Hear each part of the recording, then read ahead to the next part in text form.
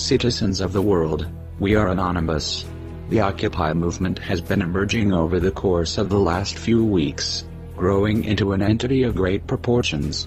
With so many of us subject to the horrendous nature of our government's ill treatment, we can only anticipate that many more will join the movement in solidarity. Occupations have been assaulted with armed forces and chemical weapons. Our brothers and sisters are constantly met with brute force. Co-opters lurk within the movement. Heat, food, and sleeping arrangements are a problem.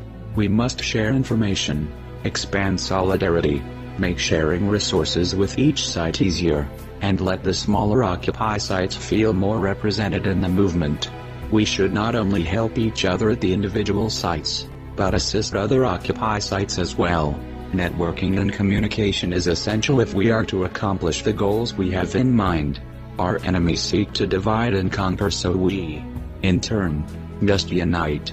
Social media has assisted our movement, but we need to use all available tools at our disposal, as these resources are sometimes subjected to political censorship. TinyChat provides both a chat room and a video conference. Well-established and centralized means of voice, video and text communication, as well as a General Assembly of General Assemblies per region, will only strengthen our efforts. The media claims that the winter will end the Occupy movement. However, if we unite and help one another, nothing can stop us. The police in New York have already removed power supplies from the Occupy Wall Street site to jeopardize the movement on the ground. But we will not let them freeze us out, and we must work together to come up with viable solutions.